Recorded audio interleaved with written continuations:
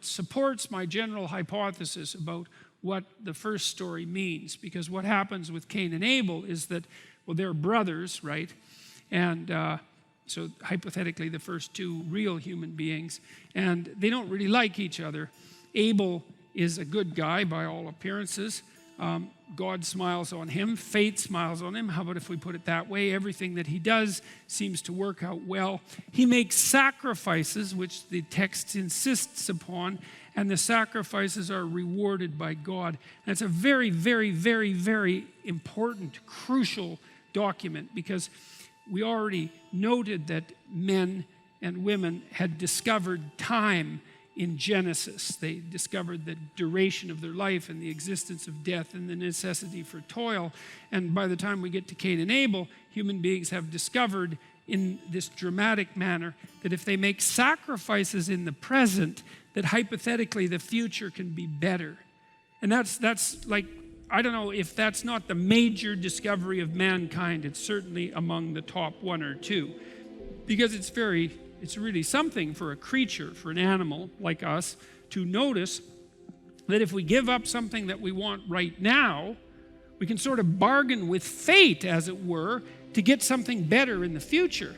And that's really what you do when you work, right? Because when you work, by definition, you're doing things that you'd rather not do right now, because otherwise it wouldn't be work. And the reason that you're doing that is because you think, well, if I give up what I really want to do impulsively right now, then over the medium to long term, things will be better. And so you believe that making the appropriate sacrifices propitiates God, let's say, metaphorically.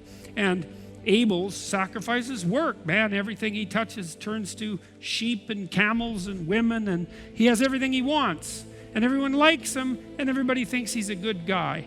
And, you know, that's pretty good for Abel. But Cain isn't doing so well, and nothing he sacrifices appears to have the proper effect. And there is some idea in the story that maybe the sacrifices he makes are a little bit on the half-hearted side, and that God isn't all that thrilled at those sacrifices as a consequence. And that's really worth thinking about, again, for about 50 years, because it is possible that if you're making sacrifices and they're not working out that well, that it's not so much that God hates you, it's that your sacrifices could be of a somewhat higher quality, right? That you're playing a game with yourself and with the structure of reality, and you think you can get away with it.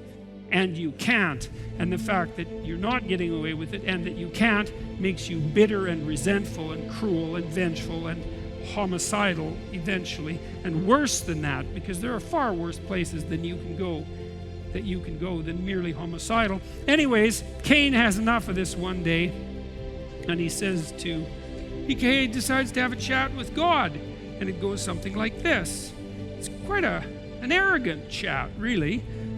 It's almost as arrogant as Adam's was stupid. And Cain basically challenges God. He says, look, I don't know what sort of world you think you put together here, but we've got Abel and we've got me, and like everything's just working out for him, and you know, he's perfectly goddamn delightful, and everyone likes him, and whatever he touches, like King Midas, turns to gold, and it's all easy for him. And then there's me, and I'm like breaking myself in half here, and I'm offering up my sacrifices, and like you turn your nose up at them and nothing works out for me. And implying, by the way, that it's God's fault.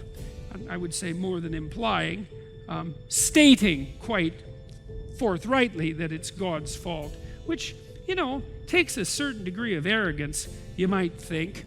And that's also worth thinking about for a very long period of time, because it is possible that if things are going well for someone that you know and not going so well for you, that it is a consequence of the quality of your sacrifices. And I don't want to push that too far, because I know that people have bad luck, you know, because we are fragile creatures intrinsically, and terrible things can happen to us on a somewhat random basis. But it's still very much worth considering. That's the rule in chapter 6.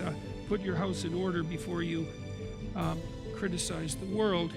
That the reason that things aren't turning out for you as well as they might is because your sacrifices just don't have enough blood in them.